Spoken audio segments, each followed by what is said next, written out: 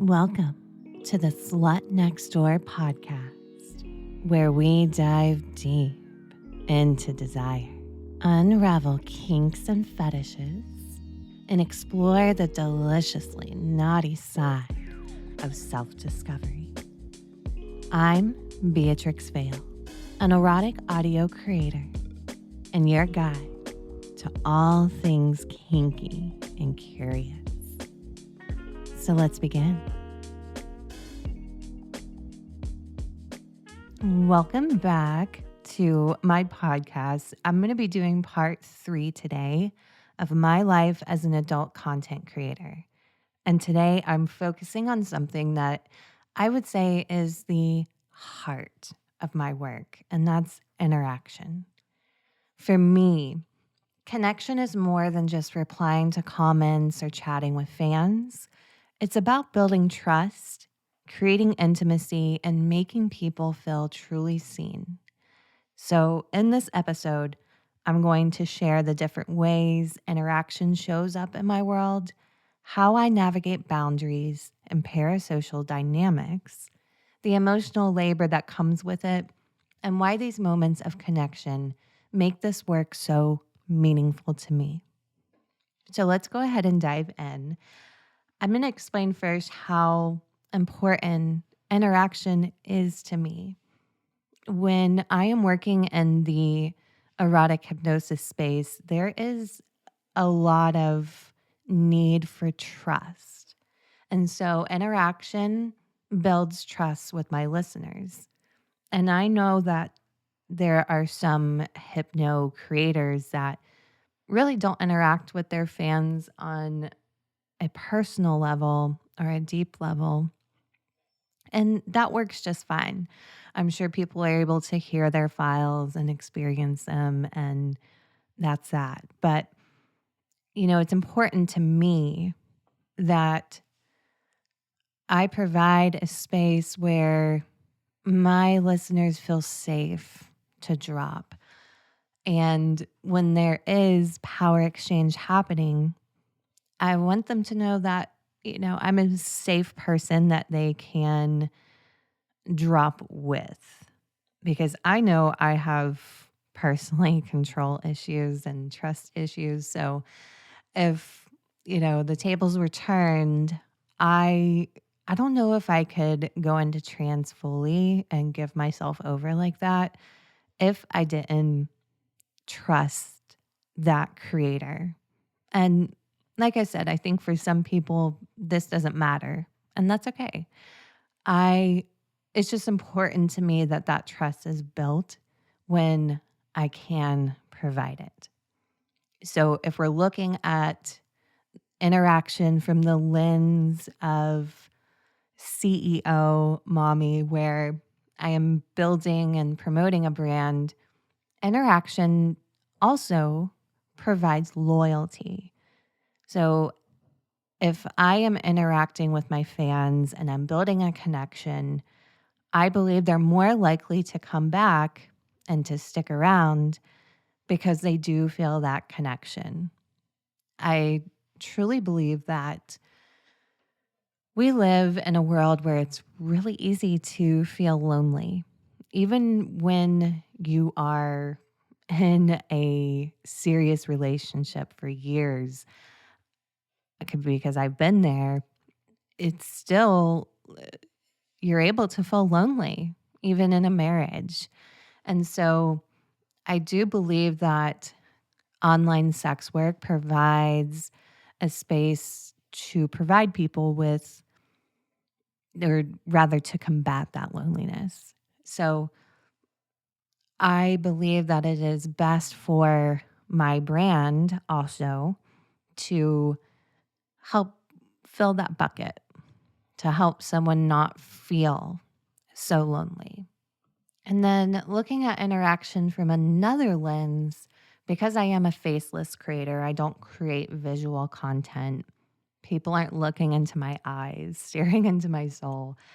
I believe that when I'm able to share my personality and connect with my fans, it adds complexity where, I'm lacking because I lack that visual space where you're able to see me, where you're able to see me talk. So I think that interaction does help with that piece of it as well.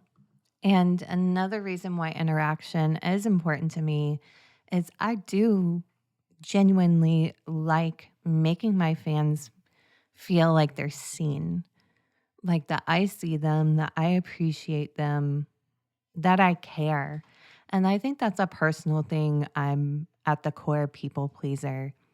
So if I can make someone feel something beyond just, kinky sexual feelings, when I can help them see that, I remember this little piece of their personality or their life that they've told me months ago, or if I can make them feel like their comment that they made is being read by me and then appreciated by me, that's important to me. And again, that's just a personal thing. And then we can also look at it through the lens of that brand, the CEO mindset that also builds the loyalty to my work and my business. Now, I wanted to bring up the different types of interactions that I deal with from day to day. So they can range from casual to deep discussions, role playing, and then very kink or fetish based. And obviously, the tones for each of these styles of communication varies widely. And on top of that, all the different places that I have to interact. So, the one that's most important to me would be my loyal fans. Those are people that are, paying for a subscription and communicating value to me with that subscription. So, those are always the first avenues of communication that I will open. So, I've got loyal fans, DMs. I have Discord. I have a Discord server that is for my content. And then I have DMs within Discord. I have Reddit, replying to comments, or some people even reach out in the chat there. Let's see. One of my clip stores, I Want Clips, has DMs. I post on Pornhub, so people can comment there, people can leave messages there. And then I have YouTube, where again, people are leaving comments. And then, of course, email, which email is typically where I talk business, right? People ordering customs or whatever.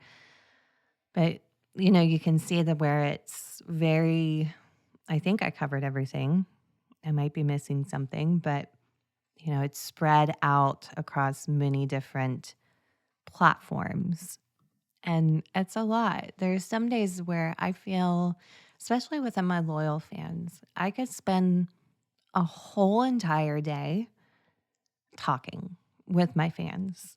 If I wanted to, if I kept it open, I didn't do anything else, my time would be filled with interaction there, which that's not realistic. I wish I could, but there's other things to do. And the way that I kind of maintain it is in a loose kind of schedule way. So typically I wake up, get my coffee, do the morning stuff, and the first thing that I'll do is look at my loyal fans' DMs and reply to them. And then I'm also checking all the other platforms. So I'm probably answering DMs or comments at that time too. And then I get busy with my day, recording content, editing content, all the other things that I mentioned in these previous parts. And typically at the end of the day, I return back to the DMs And there are some days where my recording or something went over, so I don't return back to those DMs. So sadly, sometimes that's only once, twice a day where I'm going to those DMs. On a good day, I'll spend a little extra time. And it sounds terrible, but it's the reality where I'm able to have a live conversation with someone where when I say live, I mean like back and forth, real time, for a good 20, 30 minutes. Um, yeah, it's very challenging to kind of spread yourself like that. But, I've kind of learned that the reality of the situation is that, these are when I open my DMs. And if I don't get to them, that's okay. That's a lesson I've tried to learn because, again, I'll have like a perfectionist attitude sometimes, and that's never good. And another thing that I know other creators would say are that, oh, never, never ever talk to your fans for free. I've never I've never been down with that kind of thinking because what if someone wanted to reach out and order a custom? They have to pay for that. Well, there's some people that believe you should, but that's just not in my business model. If you are going to be paying for a custom, you should be able to message me for free. Or if you have a question about customs, you're not sure about it. I'm not that strict when it comes to people paying to talk to me. Now, so on my loyal fans, my hypno loyal fans, it's free to message because again, going back to the kink of erotic hypnosis, you do have to build, at least in my world, building trust and a connection is sometimes crucial for people. So I don't want people paying for that. Plus, I love hearing little comments like, "Oh my god, that file was amazing." I don't want to make someone pay to tell me the file was amazing. Um, but I have another loyal fans page that is for my non-hypno content, which is femdom type role play audios. On that profile, I did set it up to where there's paid messaging. So you have to submit, I don't know, I think it's 50 cent maybe, to send a message. And I did that because that was going to be the place where I do like femdom training and kind of more sexy talk, more of quote unquote sexting. So I like how I have everything set up because, again, I'm just not in the crowd that thinks that, to say something to me, you have to pay me. I don't agree with that. That's not within my business model. And again, I am going for a long term brand business. So if I close people out by, say, setting it up to where I won't even reply to a DM unless you're paying me. To me, that's not, I'm blocking people out. I'm turning people off that way. Um, I'm not building a sustainable long-term kind of goal there. It's just, not within my business model. Now, I'm not going to entertain a DM like if someone reaches out to me and, on a free messaging site and it's just like trying to talk sexy and sexting and whatever. I won't go there, because that takes mental energy from me, that takes up my time. Um, I'm not going to sext for free. So, I do have boundaries, but luckily I don't have a fan base that's too disrespectful in that way. I think it's very precious that a lot of men that will message me on free platforms are like, they'll tip when they're talking to me because I feel like they feel like they shouldn't be talking to me for free or something, or they're just showing their appreciation at the time. Um, and I think it's very precious when they're like, do you want me to message me on your other profile for the paid messaging? I'm like, no, no, no, no, it's fine. Um, so I have a totally and respectful fan base, and I think that comes with the territory maybe of being a mommy dom. And the kind of fans that I draw in, they're just very respectful and rarely ever try to push boundaries. So, speaking of boundaries, I had a section to talk about, which is titled Boundaries and Safety. So, I'll preface this that in regards to these topics, it's not so much navigating personal safety for me. It's more so about navigating the safety of my fans because I hate to, you might be disappointed to know that I don't have a lot of stories or experience with crazy fans. I mean, knock on some wood, I truly have the best fans. People rarely push those boundaries. People rarely make me feel weird. Um, so this section for me is more how I provide a safe space for others. And I think the biggest component of this is parasocial dynamics. So, if you don't know what a parasocial dynamic is, it's just a fancy way of saying a one sided relationship. So, from a fan's side, they may start to feel like a very strong connection with a celebrity, a content creator, whoever it is that they're following. So, for me, and I do see that often, that men feel like they know me really well, especially because I share so much of myself and open up. And, like I'm doing a lot of very deep and very emotional files sometimes, and I'm this voice that they listen to a lot. And I'm whispering to them and telling them that I love them and files. Um, And maybe I'm even interacting with them in DMs as well. So I start to feel like a constant comforting presence in their lives. And so this isn't always a bad thing. It it can, this kind of parasocial dynamic can be truly powerful. It can build intimacy, and honestly, it's part of why I think the work that I do hits so deeply. I think that I become this, for some, like this maternal energy that they didn't know they needed in their lives.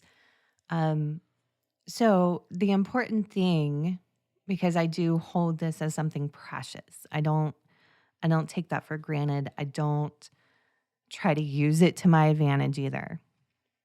And when I look back, I cannot think of any memorable or, you know, super uh, dangerous, if you will, examples of this. I can look back and recognize that I have witnessed some fans kind of grapple with the feeling that they're having, and or they'll just softly and sweetly communicate it to me. But I luckily, I don't have any terrible experiences. I hope that no one has been suffering the whole parasocial thing by themselves so much so that they've ran away. I really hope um, I haven't created that. But I think and this is how I deal with the parasocial thing, knowing that it's there, is I just I try to keep a very clear boundary. I give attention when it's appropriate. I, like I said, I don't take advantage of it or manipulate it either. So it's really just a delicate balance that's kind of always there while keeping this space of interactions and the parasocial part of everything, keeping it safe while also letting people feel vulnerable and open. And if you don't really understand how this happens, I'll give you some examples of what I do see. So, uh, there might be a situation where I become like part of someone's personal life story without ever having met them. So, what I mean by that is perhaps they find my content in a really important time of their life where they're growing and changing, I don't know, after a breakup or, whatever it is. And I help them discover something inside of themselves or help them feel stronger or help them feel accepted and loved. And, in their personal life history, they look back and they think, well, this person, Beatrix Vale, helped me see this about myself. So if you keep in mind, they don't know me, they've never met me, but I become this really important puzzle piece in their life. Um, there's also, I think, the parasocial thing of someone who has been a fan for years. They've watched me grow as a creator. And so they start to feel personally invested, like they're cheering a friend on. And it's funny because I don't want to, I probably shouldn't call it parasocial for me. I don't know. But like, so on the flip side, that person who's been with me for years, I do see them as a friend. Like, I do see them as this person that's really important to me because they have supported me, they've cheered me on. Like, I see the things that they do. I recognize them and I start to feel like my heart's like, "Oh my gosh, I just like there are literal times where I'll think about people. I've never seen this person maybe and I don't even know what they look like, but I know some of their life story and something will remind me of them and I'm like, "Oh, I hope that job interview went well for them." Just little things like that. It's very strange, unique dynamic. Um and kind of like I mentioned when because I do make content that's so vulnerable and so intimate sometimes. So even just them hearing me tell them that they're a good boy may give them comfort that makes their life soar because they needed that affirmation. They needed to feel loved, So it is a very unique situation and dynamic and something that I try to hold like the precious thing it is in my hands and hope that no one ever experiences something negative from that. And I wish I had some stories to tell you. I really do, but I don't know, maybe like I mentioned before, maybe it is the kind of content that I do. I don't get a lot of assholes in my DMs. Like, I can think of one, literally one, and there might be more, but yeah, I just feel very lucky I don't have to deal with that a lot. So, again, knock on some wood there. Um, Now this next piece that I'm gonna talk about is something that is my biggest hurdle with interaction. And this is the emotional labor of interaction. So there is some energy cost of engagement because I know it may seem like, oh, you're just typing words on your keyboard, but it's more than that. I'm really thinking about how I am perceived, especially when I'm commenting in a public place like Discord or Reddit or something. I am trying to be, on brand, to fit the the role that I'm commenting into, if that makes sense. So I am when I'm interacting, I'm always on. I'm being my best self, trying to be clever, witty, sexy, dominating, So you've got all that. And then when I am interacting with my fans on, say, loyal fans, then I'm even more on because I'm thinking about that person as a whole. So like, if we're casually chatting, that's not so much taxing. But if we're talking about files or talking about training or talking about their kinks, I'm having to think of them as a whole picture. Like, so, what I say, I want to make sure that it's something they want to hear or need to hear. And then I have to be a little clever with that. And then I also have to be sexy with that. I have to blow their mind. There's just a lot of things going on. And then throw into that mix that I'm actually an introvert.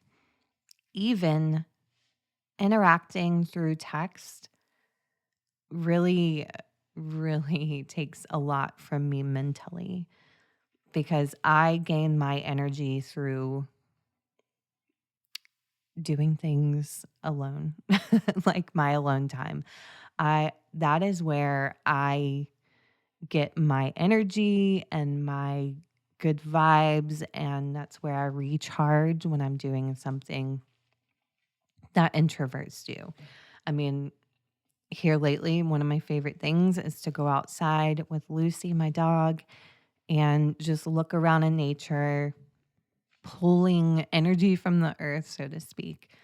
Or, an idea for me for recharging my energy levels is listening to music, going into my kitchen and doing dishes, like something to where I'm inside my own head. When I am interacting, I'm letting other people in and, I'm not extroverted at all. So those kinds of things don't give me energy. So I'm having to, combat my introvert nature when I'm interacting. And then when I am thinking about or no, when we are thinking about this, if you think about part 1 and part 2, well more so part 1, I think, the amount of time and energy that goes into creating content and then all the other responsibilities that you are juggling as a content creator. And so this is just another ball to add in all the balls that I'm juggling. So, and there's some files, especially hypno files, because some of them can be longer and some of them I'm really putting everything into that performance. So when I get done, the last thing that I want to do is interact. And so I have learned, do not go to my DMs if I am mentally wiped because I'm not going to be on, I'm not being kind to myself, I'm not taking care of myself. Even though going to those DMs are going to be beneficial for my business, I have to also, take care of myself. And that leads me to a point. This is my biggest hurdle is I'm managing guilt when I can't respond to everyone because I feel so guilty when I'm not talking to my fans. Like if I have unopened DMs, that makes me super sad. And I have them all the time because I'm only human. I can only do so much. And so that is something I have to consistently work at because I will feel like a piece of shit. Literally, I start to feel like a piece of shit because I'm not opening the DMs, I'm taking too long, just a really ugly voice starts to come over. And I think it's that inner voice, like, you're not good enough. You guys know what it's like. I mean, so I have to really step back and say, take a deep breath and say, you're only one person. You're not a robot. You'll get to it when you get to it, um, and all this is to say as well, if you are a current fan of mine, this doesn't mean, oh my gosh, I don't want to like text her. I'm not going to message her. Don't do that because I, you know, you're going to hear in a minute when I close this episode how important and how empowering interaction is to me. So, because you're sending me a message, you're not adding to this negative space. You're actually adding to something super positive. Oh, and I do get this question a lot. How do you keep track of all the people that you talk to? I wish I had some clever, really organized thing to present to you, but I don't. I have like a really funky memory. So I'm very forgetful, but except when it comes to the weirdest things. So when it comes to interacting with fans, I will remember, like, I can think about guys that have been, with me since day one, right? And I can look at their username and I can list off their kinks, their naughty little secrets that they've given me. I can tell you everything you need to know about that username. And that's just a personal, like, crazy file folder that my mind does. It takes me a while though, like I need to see that person show up time and time again. But when that happens, I can remember their kinks. And I think it's this way of how my brain organizes information. Um, but I don't have some elegant system where I take notes and everything. Not at all. That would, oh my gosh, that would probably add more. I mean, speaking of behind the scenes, that would just add more time to my day that I just is not worth it to me. So luckily, my brain remembers a lot of these things. Um, in loyal fans, there is this nice little thing like you guys can't see it on your end, but if I open a DM from username John, for example, there is a little looks like a sticky note and it says notes.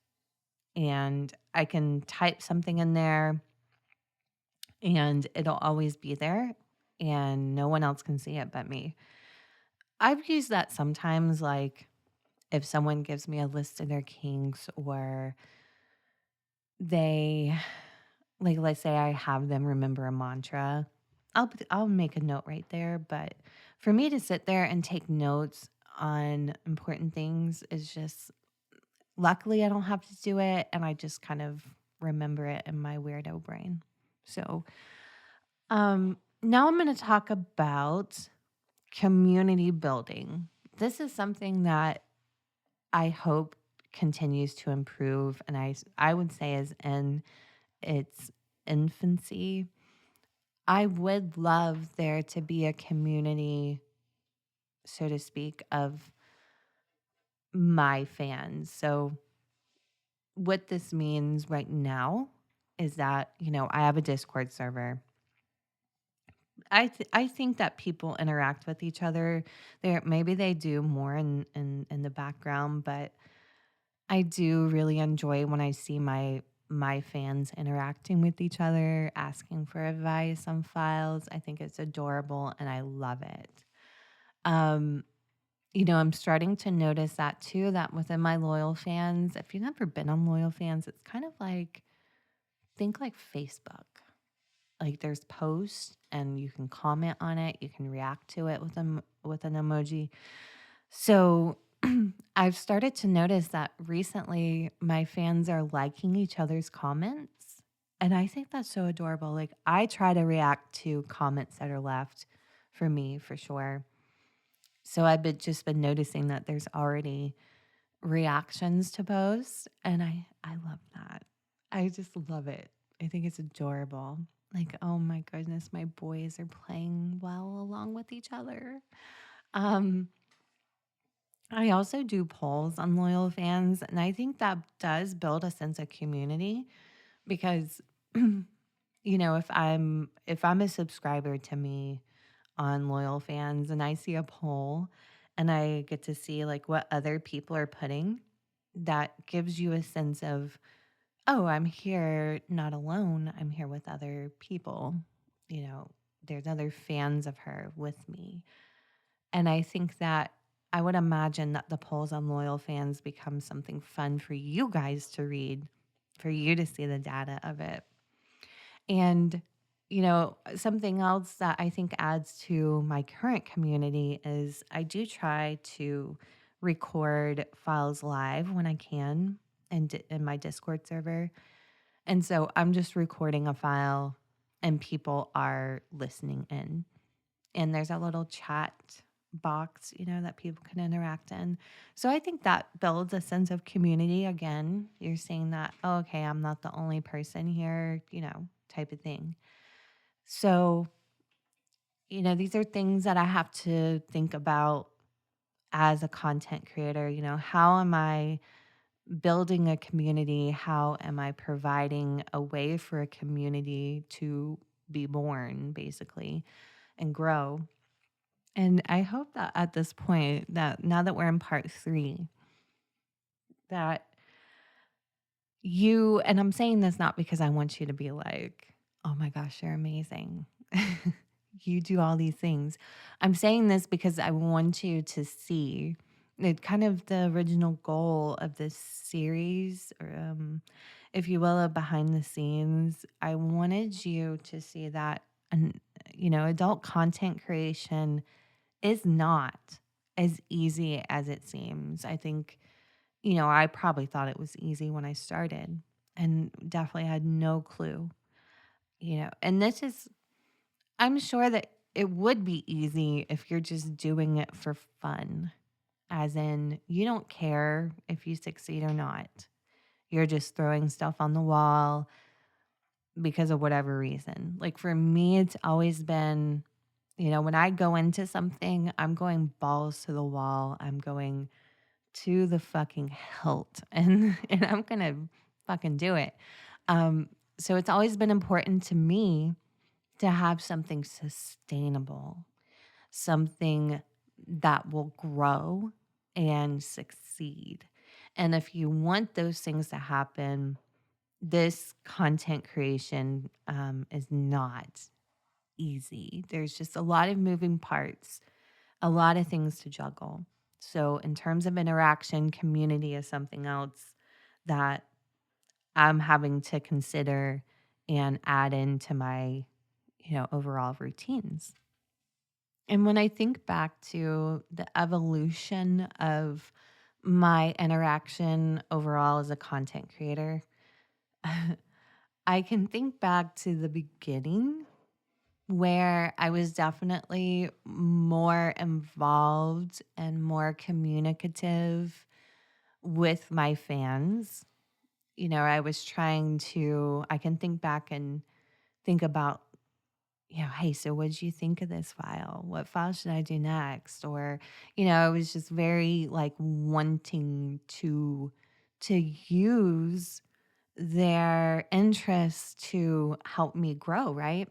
And so comparatively now, I'm still kind of learning and adjusting how I can successfully interact with a bigger crowd versus in the beginning where there was just a handful of fans. And that to me, that was a big reason that I republished this podcast, because I was kind of doing behind the scenes podcasts just to loyal fan subscribers.